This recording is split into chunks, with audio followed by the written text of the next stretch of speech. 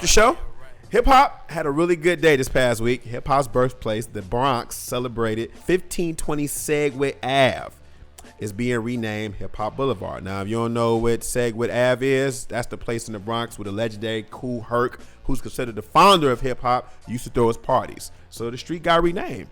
That's dope, right? I didn't know that. So Hip Hop Boulevard. You just enlightened me. On What part you didn't know? None of it. Okay, so but hold on. You knew hip hop started in the Bronx though. Yeah, but I didn't know about the Segway. I'm about to say let's break it down. I didn't know all that. Well, no, I'm not gonna sit here and say that I knew technically the name of the street. No, I didn't know the street, and I didn't know that was the significance of that street. You knew the street? No. Okay, I didn't know. So we neither one of us knew the street. No. I knew that Kool Herc used to throw parties in the building, and I'm not gonna lie, I know that from watching The Get Down. So I'm just gonna be 100, and I was like, oh yeah. I mean, I know Kool Herc as a founder. I actually met Kool Herc back when I was an intern at the radio station, man. Great guy, like really great guy. He gave me a T-shirt. Dude, a T-shirt. I hate to say it. At the time, the T-shirt he gave me was iconic and legendary. It was Afrika Bambaataa. I wouldn't wear that shirt now because of the things Afrika Bambaataa has been allegedly accused of. You know, touching boys and stuff in the 80s. Yeah, but at the time when he gave me that shirt, it was like gold. Like, you know what I mean? Maybe he wanted to touch you. Ooh, Kool Herc, man, gave me the shirt. No.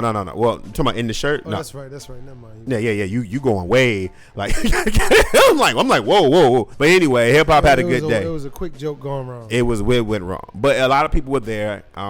I saw that DJ Kool, Kid Capri was there too. So you know that's what's up, man. A lot of times we don't really celebrate our history, and you know we always hearing about gentrification, like when that guy was going to take down the Biggie Monument in Brooklyn. So it's good that they're actually taking our culture seriously. How many death threats he got before he changed? Oh my goodness! Right, we don't want to imagine, right?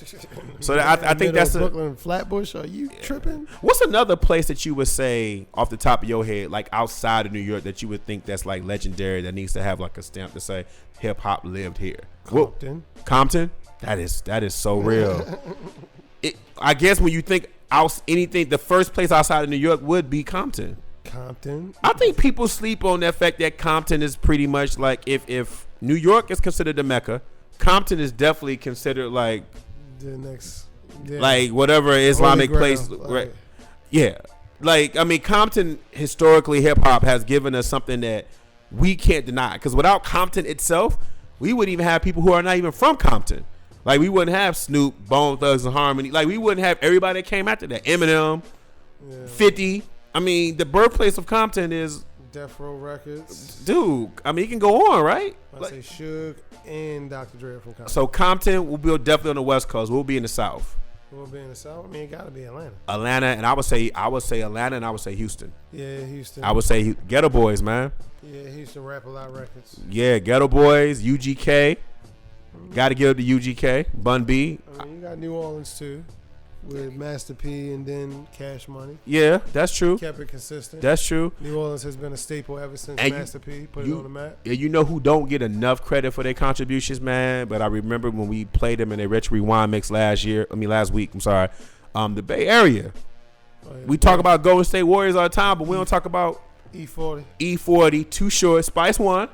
Guys like that, man. So maybe it will. Maybe hip hop will start having these points, but you got to give it to New York first. You got to give it to the Bronx first. That's just what it is, and it's good to have places. I was thinking about visiting there, but every time I go to New York, the Bronx is like the one place. Like after I go to a game, I kind of get back on the train. I don't really. It seemed like a bright idea once you actually there. You really gotta know somebody there to ride to walk you through. You can't just be like, let's go to the Bronx and walk around. Like it doesn't work that way. Like you gotta respect the Bronx. It ain't work that way. Yeah. Where you going, B? You need your folks. You need your Bronx folks with you, like waiting on you when you get off the train, so you can go. I'm listen. I'm not gonna lie. I'm not no street guy. I'm not good everywhere. My reach don't stand everywhere. Pass ain't gonna reach that far. No. I got a couple Bronx friends. Even when I go to the game, I let them know. So just so I can be safe. But shout out to that, man. That's a good move. Hip Hop Boulevard.